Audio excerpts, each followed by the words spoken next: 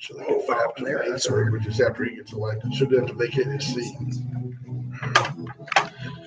If you have a year or less left, you have to leave your seat. Yeah. So he'll have 3 years, he'll have to leave his seat. 72 to the high, 77. It's gonna rain. I fertilized the front last night. Yeah, it was good. By Friday, you got it. NFL rule changes. VISD Board President Mike Mercer in studio. We think Sheriff AJ Louderback will stop by as well. All of that and more on the next Wayne Carter Show. I don't do a very good Get your Bay City Rollers ready. Oh, yeah. Dude died, man. It's a high-tech program, Mike. It is. It's extremely. We're timely. I know.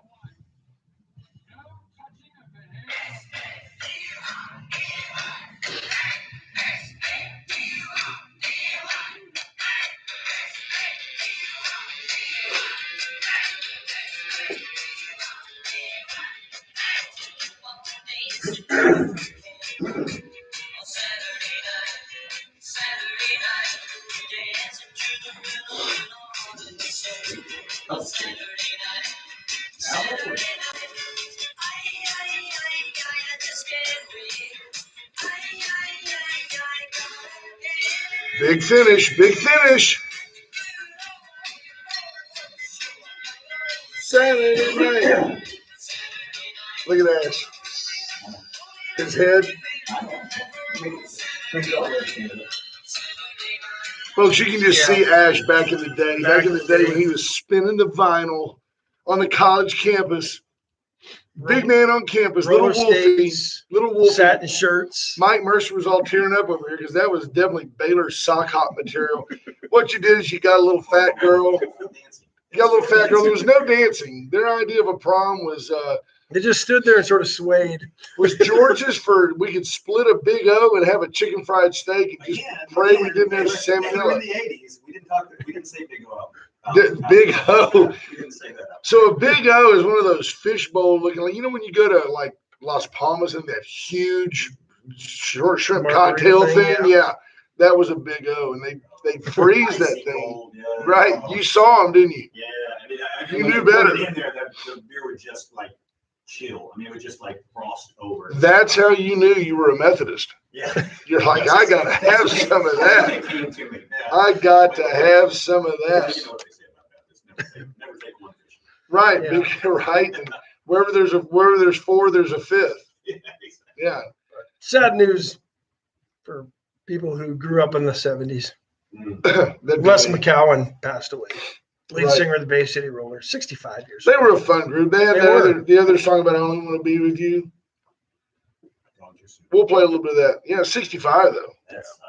But remember, we're not going to adore. No, when you were a kid, you thought that was an old man. I can remember when I Was an thought old 30 man was when you old. were a kid, but now it's not so much. Exactly. Yeah. We had a youth pastor when I was a kid, and I remember when he turned 30, and we kept, we were like little, like, when's he gonna retire? So he's 30 years old. I remember when my dad celebrated his 40th birthday, and I thought that was old. Exactly. Like a wake. It was like a wake. Everybody wore black. No, I think there was copious amounts of booze consumed, right? Canadian. Right, Tina? Yeah. They drink because they're Canadian. They're like so depressed. Good morning, sunny Calgary, Alberta, It was in Canada. the winter. Let's do this. Let's do this. Oh, hang on.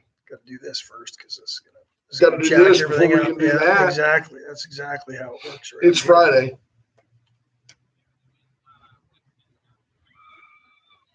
The Wade and Carter weather brought to you by the great folks at Deerland Feed. Really, for everything you need, there's Deerland Feed. Yeah. Super friendly, super helpful. I've gone in there. Well, for me, they make an exception, but in general, there are no dumb questions. I'll go in there and ask a question, and they always help me figure out what's going on. They won't laugh at everybody. Just you. No, they just think that I'm an idiot. 72 degrees and cloudy in Victoria. It's cloudy because beginning about 11, there's a really good chance of some precipitation. Yeah, we're not going to get a lot of rain today. The problem will likely be the lightning that is associated. They think there could be some severe thunderstorms, even though we don't expect to see a lot of rain. Could see some pretty good, Cloud to ground lightning is the meteorologist. The good like to news refer to is it. no one is aging because the humidity is 90%, and it's been 90% plus all week. But at least it was cool. It was Yeah. cool. Yes, it was nice. Let's get through roll call real quick. VISD board president Mike Mercer Standing over in here. the studio. In fact, I'm going to give him some FaceTime in a minute. Richard King, good morning. Marvin Mickish is in. Diane Tippett, Judge Posey, Daniel White, good morning. Tracy Price, Chris Conrad is in. Bobby Leister, good morning to you. Jeremy Pena finally makes it home and checks in. Good morning to you, Jeremy. Good job, JP. Amanda Smith King is in. The Bobby Leisterometer says we're still holding steady at 830 YouTubers. Hey, Greg Garcia. Greg Garcia, good morning to you. Scott Tomko, Lisa Poole, Natalie Mayer, Patrick Strauss is in. HR Mallory, good morning to you, and a happy 12th to if we did that sort of thing, we Yeah, would we wish would your son certainly Colton a wish happy Colton 12th a happy birthday. but We don't do that. So No. yeah, we're not going to do that. Let's see who else is in. Only funerals. That's right. That's right. Good crowd this morning. Christina Wise, Lisa Poole, loving the Bay City Rollers. Kendra Douglas, Justin Glass, Marie Day, Scott Snow, Jeff Finley. Did I see Jay Dub? J-Dub. More snow expected in Calgary this morning. Yeah, snow showers this morning. Oh yeah. Hey, Oh, for sure. Hey, no, you're now. See, you went too far south. did I? You didn't go north enough. You're north. You got stuck in North Dakota. Okay. If you watch Fargo, Snow showers. which, by the way, A it's snowstorm great hung you up movie. in North Dakota. William H. Macy it's a great movie, Fargo. Have you watched the series? Shameless. No. No, that- Fargo. Yeah, let's not talk about that. Shameless. Kids don't know how to watch that. Wow. Fargo, the series Fargo. No, is it Oh, you good? gotta watch it. Okay, It is, I will. very. I'll give a T-Lat on that. Kathleen Leininger, good morning. Tom Price. Ronna Simpson, good morning. Checking Hello, from the Ronna. Smoky Mountains. Hey, Oh, yeah. good for y'all. We don't do that either, but I think they're celebrating their anniversary. We don't. Congratulations on the anniversary and Yeah. on the vacation update. Good for weather's nice up there, I guarantee it. Terry Murray, good Terry morning. Murray, good morning to you. Adam Sugar. I think we're caught up. Very well done. You need me to Now, go? yes, Can we Ash count is it? going to move the Facebook feed so that you can see our friend Mike Mercer. Number one, he's photogenic. He's pretty. The boy is pretty. It's too kind. But here's the deal. Don't adjust your sets because, yes, his glasses are Baylor Bear green. He wears a nice Trico mesh thong. It is also green.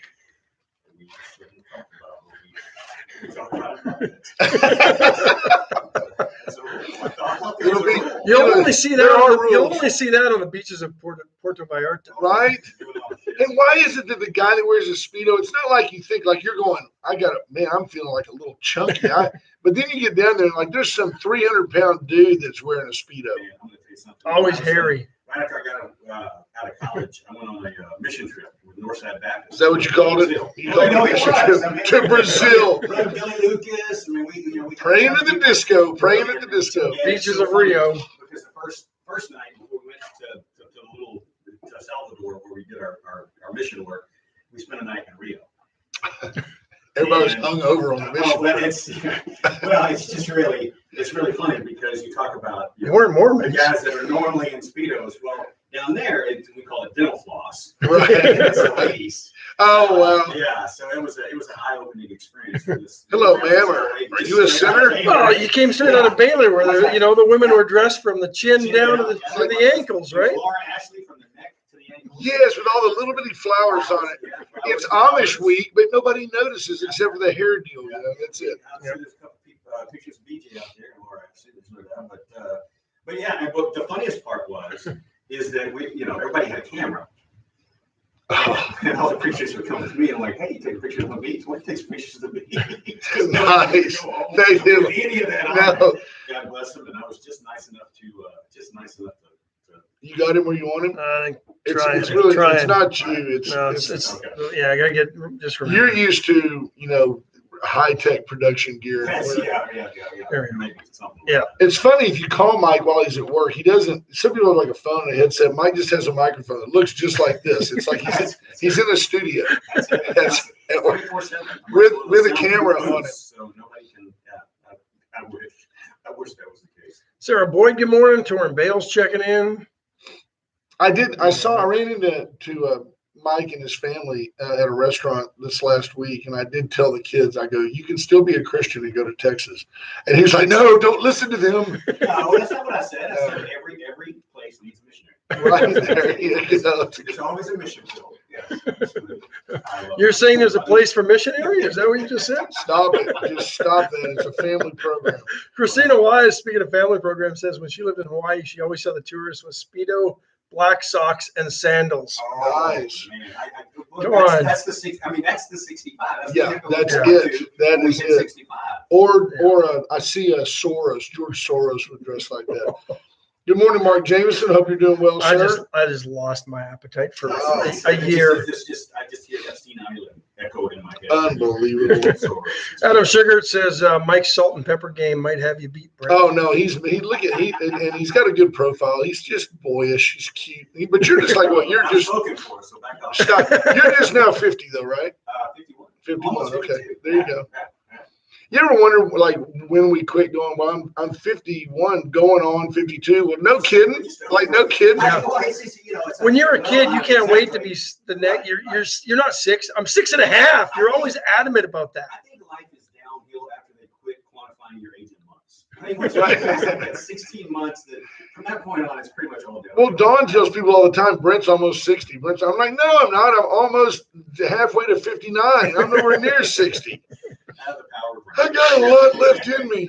I'm almost worth $10. Right. So, You know, must yeah. have been us. Yeah, exactly. Fun. Oh, Bird. I said boy. Sorry. Oh, Yeah, sorry, Sarah. Sarah Bird.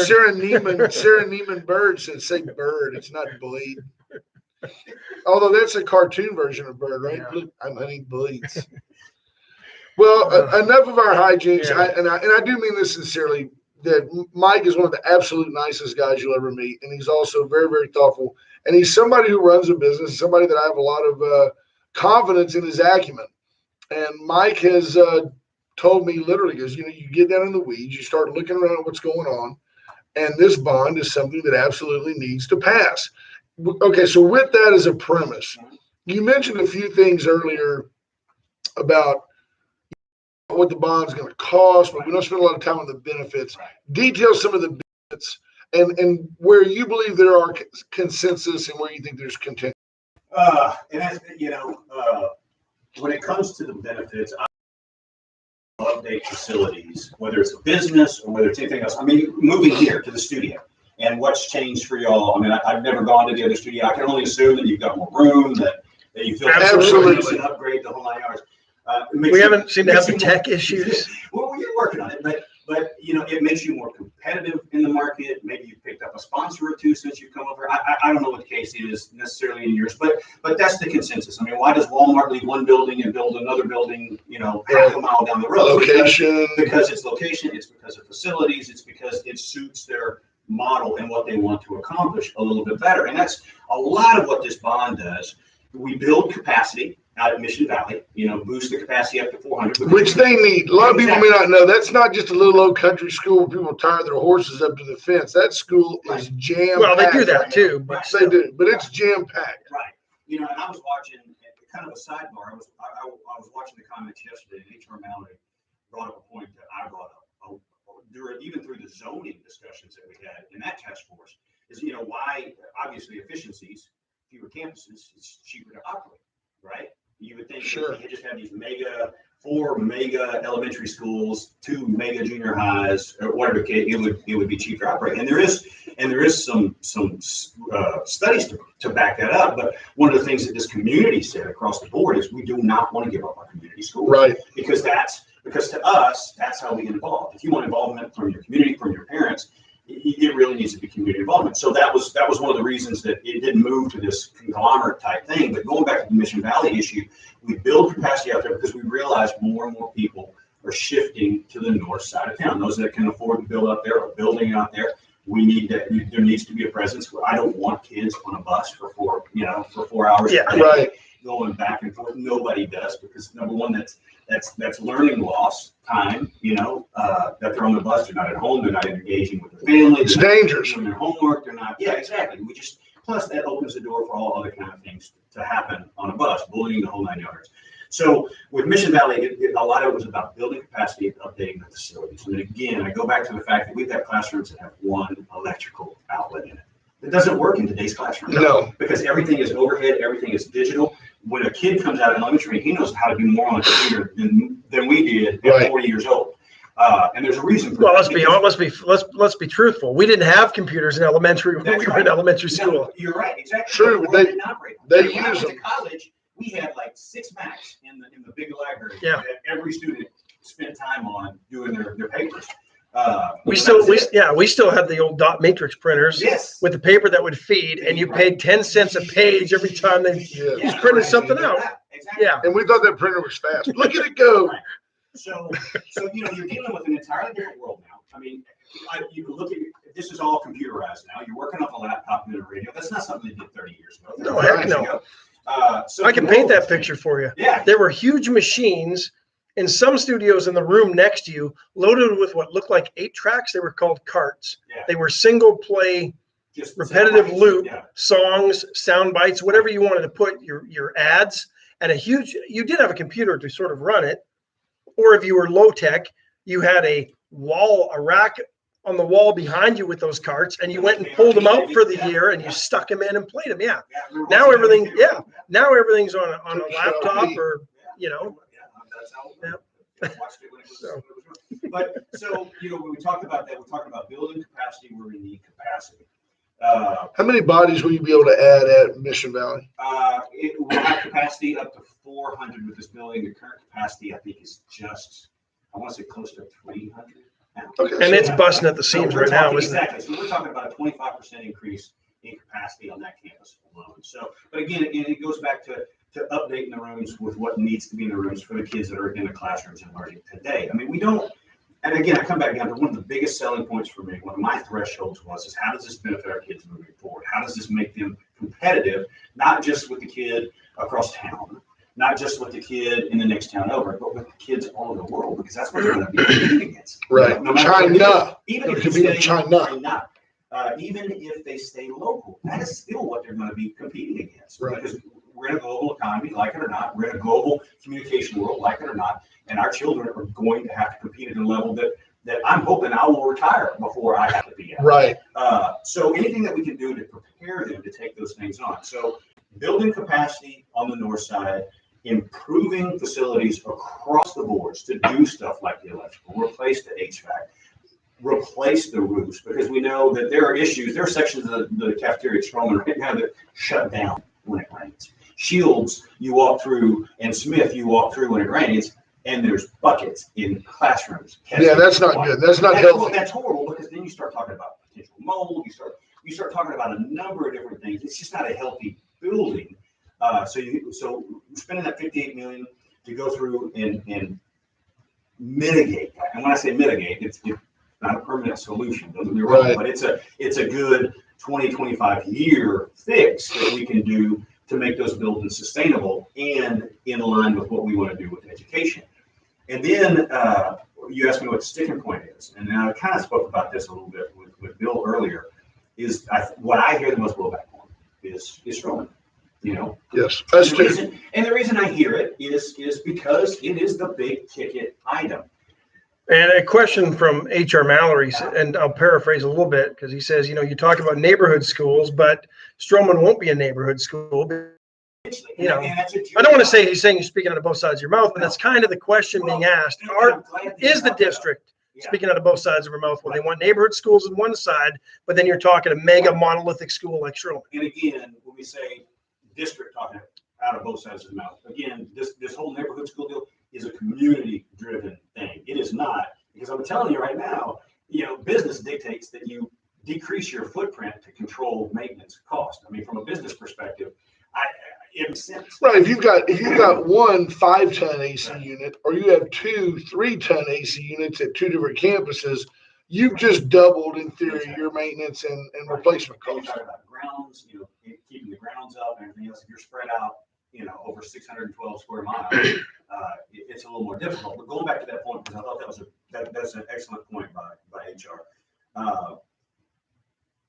While Stroman will be a destination campus for a specific pathway, which is the STEM pathway, we're not doing anything else with the other schools in the community. So every parent will have that choice. Do I want my child to go through a STEM process? Is this something that I think my child excels in? Is this something I think my child has a future in? Is this the way that they learn best? You have that option to send them to the Stroman campus.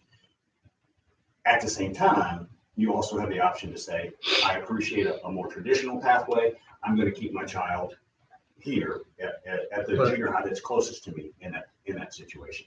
And really, and to address that as well, I mean, when you talk about community schools, you're primarily talking about Elementary school. Sure. Yeah, and because that's where your parents are the most involved, because they're on campus, then they're volunteering. By the time you get to junior high level, that outside of PTOs and booster clubs, that drops off quite a bit. I think about the commitment Victoria made probably about, honestly, the time that I was born. You'll know the years, but that they built Smith and Stanley and Shields and I guess Roland, all within no time of each other. So all have the exact same horrible architecture.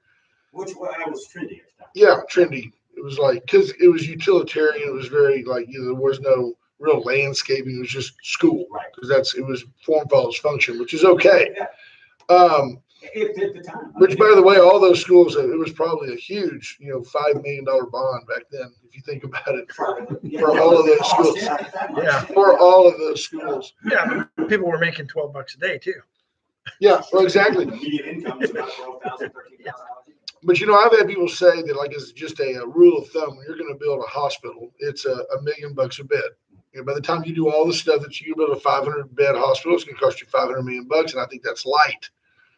When you get into what it's going to cost per kid to build a school, it's nominal. It's not like I go both ways on it. I've got very, very close friends, very opinionated friends who are absolutely 100% against this bond. And then and they're very well-meaning and they're very intelligent and they can sway me. I start going, you make sense there. On the other side, I sit there and I cannot ignore the fact that the district has over $50 million worth of right now needs for some maintenance. And I almost wish there was a way to vote for the bond as a line item deal. It's like, I want to give you the money for the maintenance and I want to give you the money for Mission Valley and I don't want to give you the money for Stroman, if that's the way your heart votes. And then we get that under our belt and come back with Stroman later or whatever. But there's not a way to do that. Well, I mean, technically, I guess there is. One of the issues with that is that $58 million, $58 million for repairs does not include anything for Mission Valley or Stroman, either one. Right. They were proposed as rebuilds. So you start getting down to that, and then pretty soon you're going to have like an alphabet soup of propositions. Proposition A is to rebuild these schools, to make these repairs. I want the plugs, but not the Bluetooth. Right, exactly. Yeah. And so B would be, I want to do just these repairs. C would be, I just want to do playgrounds. D would be, I just want to rebuild these new buildings. And it's almost like you'd have to keep on going, well, do I have to vote for B here to do these repairs? And then knowing that if I don't vote for replacement of Stroman or Mission Valley, I need to vote down here for repairs to that and what that estimate is there. It just really got confusing. No, there's no doubt. Understandable. Yeah. Let us run through a break. We'll keep you a couple more minutes if we can. Just stand there and smile for the cameras. Everybody's looking at you. Folks, This is Allen's not an Record Service, endorsement. 578-6300 Allen's Record Service is your go-to tow-to. When you need to get a vehicle off the side of the road, you need to get an 18-wheeler out of a ditch, uprighted, it's been turned over, the pros call Allen's Record Service. You should too. 578-6300. The VCS companies, period. For surveillance, surround sound, security. Any communication issue, question, iPhone device 12. you need, VCS can answer the questions, come up with a solution, provide you the devices from a simple phone to a larger communication network. They've got it all and can do it all. They are Solo the cup experts with a piece of fishing wire. between the two of them. Works. Absolutely. VCS companies right there in Kerr Boulevard. Chesnick Furniture Company for over 100 years in downtown Victoria, before there was a downtown Victoria, when it was just Victoria. Chesnick and We're just the Love, crossroads by the river. right? Chesnick and Love make your house a home, and you just do better at Chesnick. Go in today. Yesterday, folks, Bobby Leon's birthday. Good reason to go by, and our friend Brent Anderson yesterday, his birthday. Good reason to go by Chesnick Furniture, say hi to Mr. Leon and say, hey, happy birthday. Can I have the Wade and Carter special? If we did that. If we do, yeah, we do that for sponsors. So none of it, Bobby Leon is not older. He's just better. He's like a Absolutely. fine wine. Veracruz today, last day of the week, last day for you to have an opportunity to enjoy the fine fare at Veracruz. We're 2 days away from Caldo Wednesday. and they simply can't wait to serve you and your family. You know, people don't always, or we don't chat up as much. They have fajitas for two in there. It's a great lunch, and you're still in and out for about $10 a head. Yeah, that's really good. Get in there. Best Mexican food in town. Absolutely. It's not even close. Get in there for sure and enjoy Veracruz, or give them a call, 576-6015, just to tell them Wade and Carter sent you. Do that. We'll take another quick one while we're at it. Let's talk about the white trash services. Zach, 550-1826. having a trash-tastic day. Reach out to a Baylor Bear. Hey, sick 'em, BJ, 550-1826. BJ Nelson and her crew, which involves her husband, Scott, Kids when they need to. other family there. Lots of people. Absolutely. They you know what? They do have kids. And even if they're not family, they treat them like family. 550-1826. Reach out to White Trash Services for all your trash needs. If you're doing a rebuild, if you're going to tear down Stroman, they can put some roll-off dumpsters out there and haul that stuff off. That's what they do. Reach out to White Trash Services. If they were allowed in the city. The Atzenhower dealership since 1926, just quite simply Victoria's dealership. Whether you need Chevy, Cadillac, Mazda, Mitsubishi, a gently pre-owned vehicle. They've got a Mazda CX-3. You told me it's red. Nice little car. the That's touring my used car of the week. It's under My $20,000. pre-owned car of the week. Under The others haven't $20,000. lasted a lot very long, and this one's really cool. So here's one thing to know about Atzenhower. If it's on their lot, chances are you can finance it practically like a new car. You can finance it over a longer period of time. So it's not like you got to go in there and write them a check for $19,000. They can help you with financing Absolutely. at Atzenhower. So there you go. Sarah Neymar Boyd says, new buildings, new designs. That's a huge investment. Hold on, I'll get back up there. I'm just reading it out loud. That's a new investment. That's a huge investment for new and existing teachers. That said that Let's see that we invest in their future in our district and keep them in our community. absolutely a totally separate issue. Now, I have had people say, if you're willing to vote for the bond, that's great, but you need to mentally get your head around a tax increase to pay our teachers, because we need to pay our teachers and this bond does nothing for them. Well, again, there's a lot of factors that go into that. And what I've learned, we talked about getting into the weeds and how you view things changes a little bit when you see when the curtain is moved out in front of you. There's a lot of issues that go into that calculation. Number one, we're capped by the state. Okay, first of all, the state is only going to say that you can only charge a rate up to a certain point based on your evaluation and how closely in line we think you are with what the state evaluations is. Which sidebar, I know everybody has started getting their tax statements, and I've had several people call me and say, I was on board until I got my new evaluation. Right. I'm out of here. And what I tell them is, I totally understand it. I totally understand it. Separate issue, though, right? You should go to the CAD. And I do want to address that now Yes. in a little bit. So we're limited on what we can do without sending it to the voters. So yeah, it would have to go to the voters beyond that. Now, when we talk about this bond, we start talking about reducing some of that maintenance cost that we have right now. How much? I couldn't tell you. Much like when the elementary campuses were consolidated, we knew that we were going to have somewhere between $2 to $3 million in savings on an annual basis. So we took that with the House Bill 3 changes, and we were able to make increases across the board with our teachers at that point in time, back in I guess that would have been a 2020 budget. Yeah, Right. The 2019 at the 2020 budget. Now, again, with these new caps and with our limitations on what the state gives us, anything that we do, we would have to go to the taxpayers. But again, I come back to the fact that I know there's going to be savings. How much, I can't tell you, but I know there's going to be savings on maintenance if you take what has to go on at Stroman on a daily basis, and what has to go on at Mission Valley on a daily basis, and what has to go on Right. at all these other campuses, the little things that we have to do. I mean, $9 million last year that we spent on these things catching up. Of course, there's still going to be maintenance. even on Sure. the building, but it's nothing compared to a bit of maintenance on an. It's easier to maintain a new car than an old car. Exactly, You know? right. You're going to have the oil changes, but you're not going to have the engine. I can remember as a kid, so I'm talking about in the mid 70s, people talking about Stroman being, it was never a good design. It was always kind of, Yeah. and the truth Well, is, it was I think always Greg kind of second fiddle. you Yeah, know? Greg Garcia, who graduated from Stroman's, basically summarizing what he said is even the students that went there never had any pride in that facility and that institution. They liked being a And I Stroman could be Raider. wrong because, that was before my day. But I think that was a compromise too. Yeah. When it came down to money, I think the final design on that building was a compromise. Right. When it went in. So, A couple of questions here. And it goes back to decisions that have been made and then unmade, such as, closing a couple of elementary schools, reopening them. And this has gone on as long as I've been here. Right. Guadalupe comes to mind. But the other one is, there's been a lack of trust. And Junior Samples sums it up. We want value for our money, and we have not seen that in the past. So there seems to be, and it all ties in, where are the outcomes? Because the outcomes have lacked as well. So that's a big question, but it's kind of all comes together. Okay, you've closed schools, you've had to reopen them, so now people are questioning the decisions, and is the value there?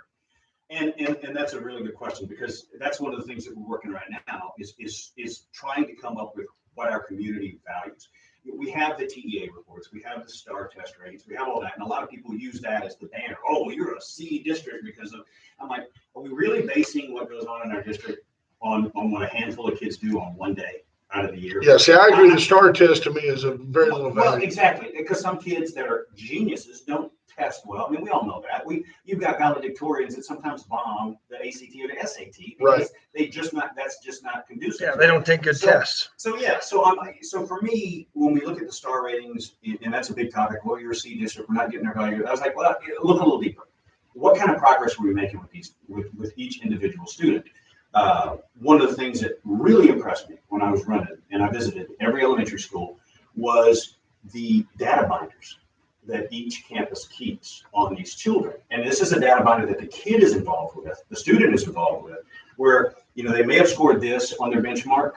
So, they're given certain, not remediation, but they're given opportunities to further that school, tutoring, extra assignments, whatever the case may be, to build that capacity so they could learn more. And so then the next time they take a benchmark, the kid goes in and he marks the binder himself. So he charts his own progress. Is there nothing more defeating for a child to do really well and then have a benchmark or a STAR test and bomb it? I mean, you're like, well, what's the point? I give up. I mean, they're human. Right. At that age, they're human. We all, much like water, we enjoy the path of least resistance. So, but to have these data binders and build on those things. Now, one of the things that we're trying to do, and we're doing through the strategic plan, is to build a community accountability rating system. What does our community want to see? What is most important to this? That what I get, most people don't care about the STAR test, except for the fact that it gives you a letter rating at the end of the year, and it's only a part of that factor. Right. And unfortunately, we have to do it because the state says. A lot of people do not like. The state wants to hold districts accountable. The state wants to hold teachers accountable. All well. And it's biased, and it's got all these different factors that determine the grade. I'm always one of those deals. One of the conversations I have with my son on a daily basis is the decisions we make have ripples. Even if it's the best meaning, well-intentioned decision, it is going to have ripples, and you have to know that the law of averages says some of those ripples are going to be negative. And so I think that there were good intentions when they started this thing about holding people accountable and everything else. But I don't think it's an accurate representation of what our students are doing or what our students are learning. And I think most educators would agree. I agree with you. Well, and I think you can see that, knowing where I am, right, exactly. And see it, because colleges across the country, it's not just a Victoria problem, it's not just a Texas problem, are now having to teach remedial math, remedial English, because the students aren't coming out. And that was a question earlier that I didn't get to, or barely, but that's a question I got to. Are we going to, how does this bond improve those outcomes so that these kids don't have to spend a year in remedial classes at college and rack up more debt? Is it fair to say, if you agree with what Mike just said, which I do wholeheartedly, then you should be a fan of the STEM school program? The idea that you can take a kid and direct him, or allow him to direct himself towards what he wants to do, what he wants to learn, and how they best learn, how the student best learns. I mean, because what you're talking about is not a new phenomenon. No, I mean I was top 10. Granted, it was but I was top 10. Jackson County's got its but I was top 10, and that first year of college was an awakening. I thought I could write. And the other 4 kids in his class got their GED. Actually, there was like 6 of us. Nice. Out of a class of 80 some odd kids, there were 6 of them. That's awesome. Of us all went to Baylor. So I did my job. That's recruiting, but so even then, I mean, I wasn't really prepared. But I didn't chart my progress then. I was taught the way that everybody else in the class was taught. You pick it up. You know, you get by. A lot of it's relative. I mean, you know, a lot of it's curve. You know, Sure. How are you compared to the rest of the class and that sort of thing. But so when Junior on here, he's an ideal person to have on one of our community groups talking about what matters to the community. You know, what is it that really matters? How does this stick out? When we go back to what does the bond help with? You mentioned STEM. We've also got personalized learning pathways where kids will go back and forth between working on computers, working in the classroom, working on projects in a group setting, that sort of thing. Because we know, again, like I said, I don't want to use the term snowflake, but everybody's an individual, and how they absorb and what they do is different. And then we'll also have the traditional pathways that we're all used to. The bond supports that because, again, it builds that capacity on that STEM level. And STEM's going to start at the elementary level. I mean, don't get me wrong, because the whole point of the pathways is if we're going to expose our elementary children to all of that at the beginning, and we're not going to compromise education. They're still going to want to read and write and add. Right, but they're going to be exposed to that because that's when we need to start identifying. And parents do. I mean, this is a help for families and parents to help identify how best to help your child succeed so that when they do cross that stage after 12th grade, after the senior year, they get that and they walk out ready to take on the world, either through higher education, through vocational schools, or going right into the workforce with an industry certification. A little bit of a European model in a sense, because in Europe, you as a student identify where you want to go a whole lot earlier than we do in this country. Right, and you know, and that's one of the things that I always caution people on. So I don't want to take a second grader and say, "You're going to be well." Your dad's a blacksmith. You're going to be a blacksmith. If that's what this is, we're not sitting there looking at that as like, okay, you are. No, but if a kid has an interest, it provides an opportunity to continue that way. If he's exposed to that, and I'll come back to this. My grandfather had an 8th grade education, the one that built our company. That man taught me trig in 30 minutes. And when I say trig, a whole semester of trig in 30 minutes. Never had the class, but he knew what he was doing because he learned with his hands. I mean, he was a builder. He learned with his hands. And so there are some people that can be absolute genius. I mean, I really think that he could have taught a college course in trigonometry with never having a high school diploma. And it's not his fault that he had to go to work, feed the family. He told me right up. But again, he grew up in a time. I mean, these are Great Depression survivors. They grew up in a time where they had another grandfather, God rest him, that spent 2 years at A&M, but then had to come home and help the family. And so every time I take a jab at the Aggies, it's coming there you go. Look, BJ Nelson's out of Facebook. Yeah, she says so. A third grader wants to know what he or she wants to do. Not necessarily, but they have interests in things Well, you see kids that have a certain acumen. I mean, Caden, our oldest at the house, has. I mean, I'm just like, Caden, come fix the television, and like he's like got screens up on my TV that I've never seen before, and he's just like, oh well, if you go here and go to settings and go to analytics, I'm like, wow. Right. You know, and that's kind of what we're preparing the students for. So yeah, it's not like we're not China. We're not going to point to a child and say, this is what you are destined to do this. You're going to be an Olympic athlete. You're going to be this. You're going to be that. What we're doing is giving them an opportunity to sort of kind of self-identify. And the important part of that is it's not just about student. It's about the student's family. It's about bringing the parents on board as well and just say, hey, we've noticed that your child has excelled in this area. What do you think at home? Do you see this? You know, because I can't get that kid to do nothing. What are you talking about? Y'all keep him, feed him, raise him, watch his diet. Y'all teach that kid. Give him some exercise. Build a new splash pad. But yeah. H.R. Mallory says 2 years at A&M and a 4-year Baylor grad calls him boss. There you go. He just took the hit for that. That was my other grandfather. Right. The one that I call boss, or that I called boss, was the one with 8th grade education. So, right. Yeah. There you go. And he placed out of A&M. We need to quickly tell a couple more sponsors. Thank you. Razor IT Solutions, JP Hull and his team can help you with your analytics, help you build a Facebook presence, a brand, help you build a website, keep people out of that website that you don't want in it, protect and encrypt your data. Reach out to Razor IT Solutions today.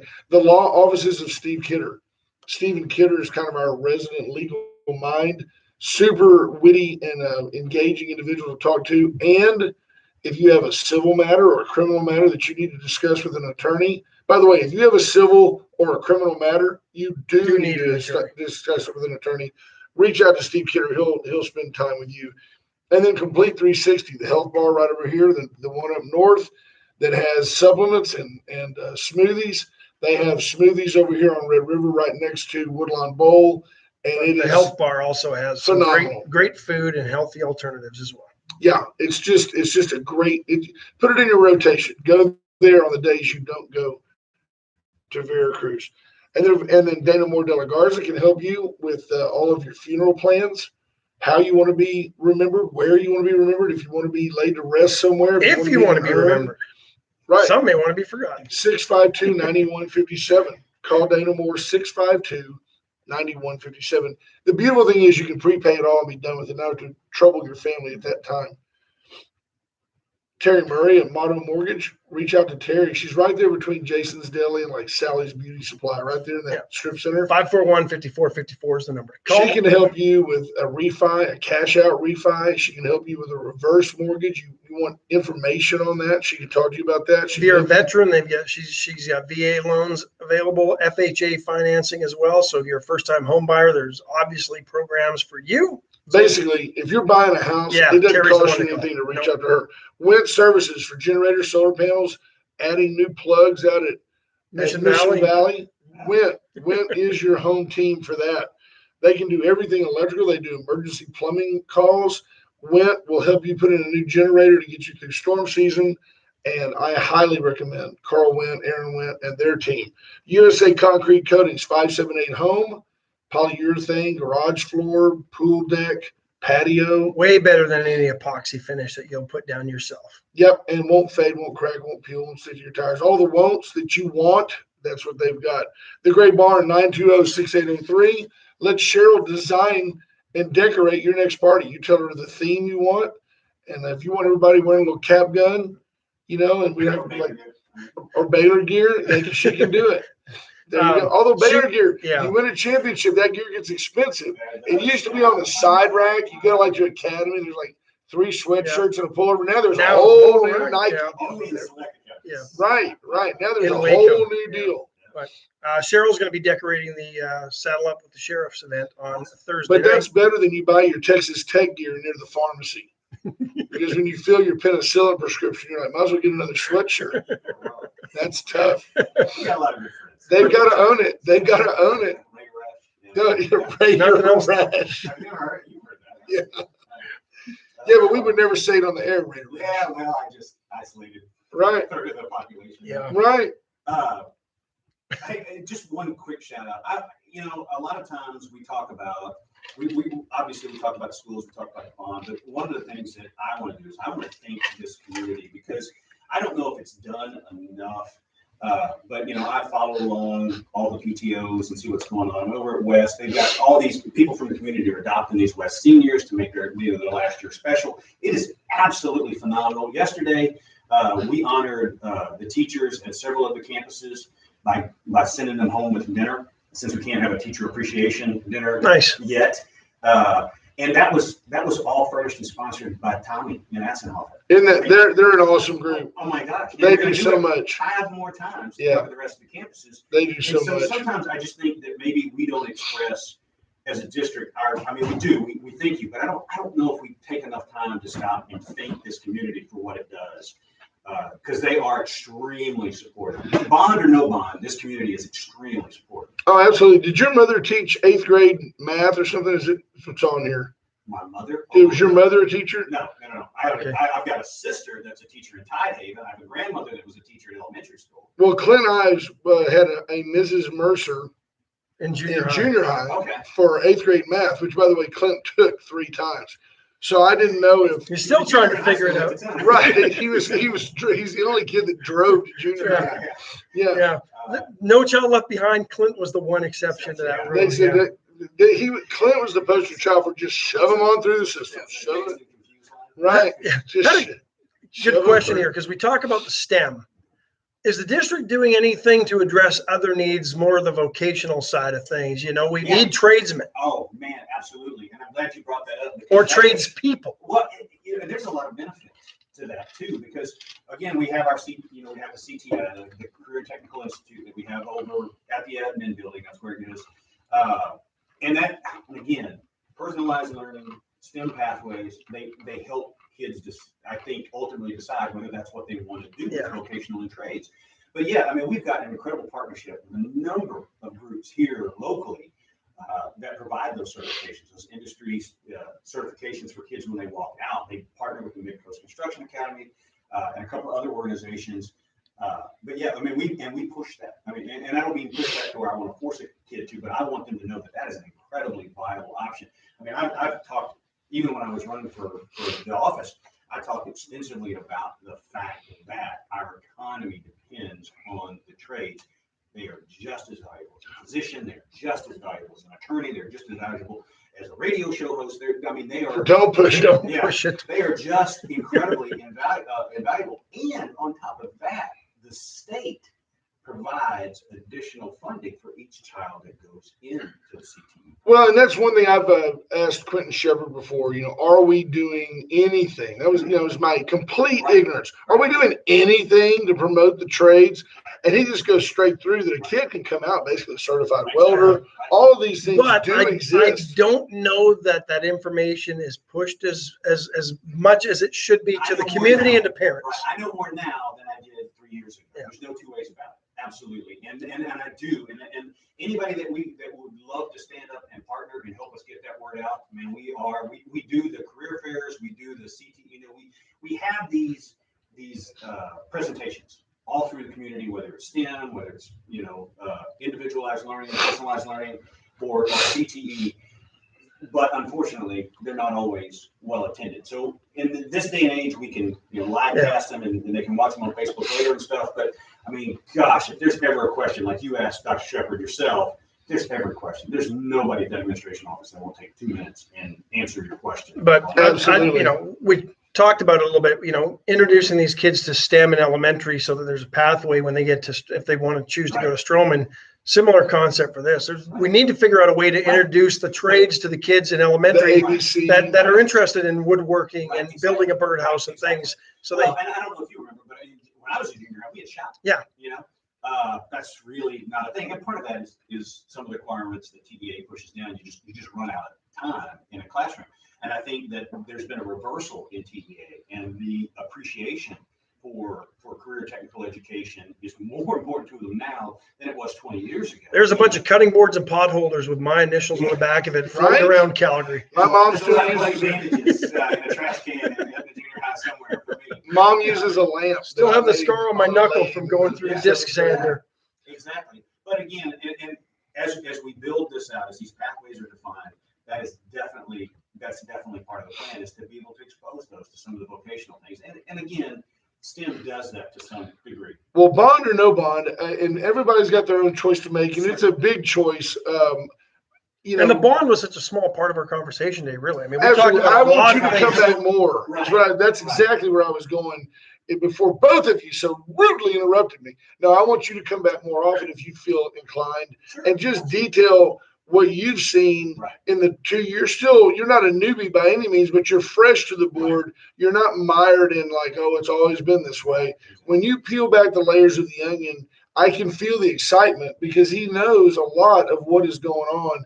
And I tell you what, I mean, I stand humbled that I don't know all this stuff. Well, and I don't know where you would. I mean, again, I had this conversation with Mr. Posey earlier because Mr. Zook was on yesterday, and I said I had one exception for what he said. He said something about us spending 35 minutes on the budget, which is absolutely not true. Right. I mean, our budget workshop is at least an hour and a half where we do nothing but talk about the budget at that point in time. We get it a month and a half. I mean, we get into some pretty in-depth deals. Now, sure. A lot of times that discussion isn't, the public doesn't see it, number one, because nobody really watches the movie. And it's Dr. Shepard's role to develop the budget. That's his job. He's right. the CEO. We just oversee it and approve it. If we have an issue, we talk about it. But a lot of times those discussions are done one-on-one with Dr. Shepard so that he can explain, without taking 4 hours in a board meeting, he can explain to us why this is a certain way. Thank you so much. You are the guy. We appreciate you coming in. Also, Mike. I wouldn't be rushing you out except we're pushing the top of the hour. We've got a couple of minutes with America's Sheriff coming up. Say hi. You're an Edna boy. When you walk by the green room, shake hands with Sheriff AJ Louderback. We're going to get the sheriff in here to give us an update about what's really going on at the border. And we're going to steal back the 5 minutes that Bill Posey stole from us. And then we're going to give the whole show to the Hall of Famer, Ralph Salazar, and probably Brother Gary later. All right. Take care. Thank you, Mike. Appreciate very it. much. So that's Mike Mercer, school board president, and a really, really good friend of Victoria students. He is a fine guy. I don't know. I mean, yeah. I mean, wow. That's an engaged trustee. He is an engaged trustee who knows what's going on. And speaking of engaged, our guy, Sheriff Louderback, America's Sheriff, comes in. You're engaged, sir, at every level at the border. What's going on? I know you've made some trips since our last visit. I mean, just to capsule it, you've been down to the border with senators. You've been down to the border with other sheriffs. Explain to us how there's really not a crisis at the border. It's all good. Well, we've come in this in our society today here in the United States. We like MS-13. We like crime. We like all types of things that open border. And we hate law and order. Yeah, we hate law. We don't like law enforcement officers at all. Well, yeah, we should be defunded. And I don't have the time and the patience to go into all the different positives that are in Texas and in the nation today when it comes to law enforcement. Our president's done so much, and it's so encouraging to have Kamala Harris, our brilliant and qualified vice president, In charge of the border. She's so in charge of the border that she's chosen to never go. She's a delegator. Or speak about it. She doesn't even talk about it. She just laughs. It's not a problem. I'm not going this week. It's a policy-driven world, isn't it? Yes, sir. Policies, elections have consequences, and that's what we're faced with here. But I think you need to keep your head up about things. I think that's a swell. I think we have to have vision to the future here. We'll have an election here before we know it, and so let's work towards those goals and correcting some things that we need to correct. And the border is it's obviously a national catastrophe, and it's a set of circumstances that's been politicized, and it's really by the Democratic Party or the head of the DNC as far as policies that create an open border, a welcoming border, which means a zero border. And we talked about the problems even during Donald Trump's administration through this area as the crossroads and the funnel of folks and illegal human smuggling and child trafficking and drug smuggling and drug trafficking through the region. How much has it increased in just the last 3 months since Inauguration Day, or maybe a little bit before that when they knew there was going to be a change and things were starting to not be the way they were? Well, because we've talked about it for 4 years. when you take the Immigration Naturalization Act of 1996, which is the latest version as well today, and you go through every page and you're able to policy out every piece of legislation passed by our Congress and essentially nullify those laws and by policy or by executive order, then you're able to do this in this country. And so the politicization of our border is absolute. It has never been this bad. It's never been put in a position that we're in now. Our Customs and Border Patrol and our ICE agents have never been in this position before. We actually have a complete outcry from Border Patrol and ICE as to what they are. So when they said defund ICE years ago, that's what they meant. That's exactly what they meant. And this is the way to do this effectively. But the border has never been this way. But do you know that aside from the few Democrats I know that I would say, that they're reasonable people, that just their policies are mixed up, nobody seems to understand how bad it is. And I would say there's no way that even a Democrat could look at the border and not see a huge problem, except that the mainstream media is 100% complicit in what's going on, to the point that when Ted Cruz was there, they had some little lackey kid there saying, please turn off your camera, please turn off your camera. The Biden administration systematically has forced the media to keep all this kind of on the down low while they're putting people on planes and flying them to Dallas and commandeering event centers to house nothing but young men who are purely illegal aliens. Yeah, Without any controls for COVID, Yeah. which for the last year, we've all been shut down and locked down and our movements have been restricted. Yet you're putting, and I mean, there are some out there who think they're moving these people around because they're sending them into areas where COVID has dropped, and they're putting these people who may have COVID into areas to get those numbers back up. I mean, it's some of the conspiracy theories are crazy, but then you sit there and go, well, you never know. These are power hungry people.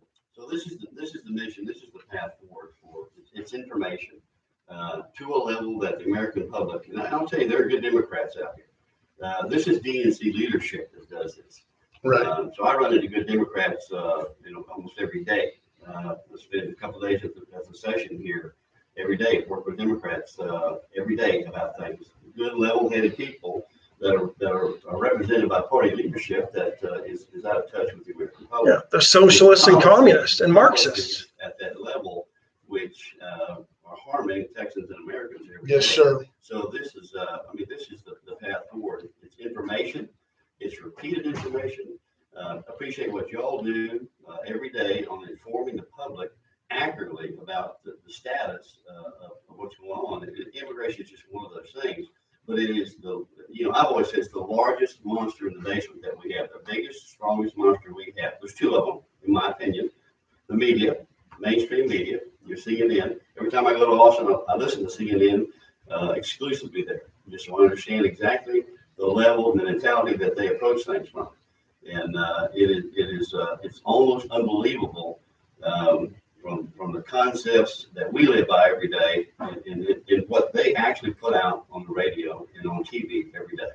So, I did a large TV show yesterday, a nationwide show yesterday on the Chauvin trial. We're worldwide, worldwide, baby. Absolutely. Australia, But Puerto the Vallarta. message there was really one of good common sense logic and so forth. But that's not what we get from the Biden administration. It's not what it's not what we're going to get. So essentially, public opinion is going to have to be forced. Is going to have to be moved to force it to move. Well, you've been sharing this information with us for several years now, and we absolutely, when you're not around, like when we don't think you can hear us, we take full credit for your explosive popularity nationwide. But he's been on Tucker Carlson. He's like, hey, Sean, what's up? Hey, yo, what's up, AJ? Because when Hannity's not on the air, he's pure Yankee. He's a Jersey kid, and you can hear it in his voice. You hear it on the radio, especially. And he's just a Yankee, but he gets it. Hannity gets it, and I love it when you're on with those folks and interact with them. And folks, Sheriff Louderback speaks from personal observation of the things that he talks about. And when you get outside of Texas, I think you get into these middle states, or they just don't get it. They don't understand how important or how serious this crisis is down here. Well, it's our duty to inform. Yes, So sir. Here in Texas, I'll tell you that there are many sheriffs headed down at the border next Tuesday and Wednesday with our Texas Attorney General. He's 5 suits into the Biden administration, and I signed the first affidavit on the first successful lawsuit with the Biden administration here on the deportation pause. So we won that lawsuit indefinitely. So 4 more after that. Large roundtable on Tuesday. And Wednesday, area sheriffs are going to be well represented there. And then Thursday, you're going to be speaking at the Saddle Up with the sheriffs at Wednesday, we Club have- Western, right? Yes, thank you for that. Yeah, we want to get that out there. Tell folks about that in a minute.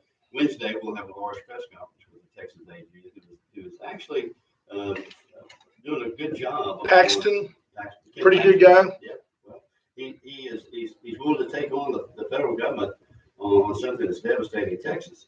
Good for him. With a border with another country. So I'm proud to stand with him in that regard. But and then Thursday, obviously, we have Saddle Up with sheriffs. And I'll say here, the show of support is we're all really shocked every day as to hear what the communities are actually doing for us and their level of commitment to making some changes. Well, this is important because this raises the money that allows you all to be active in things outside of your jurisdiction that impact the jurisdictions, but you don't have the funding for or can't use the funds that you're allocated for, correct? Absolutely.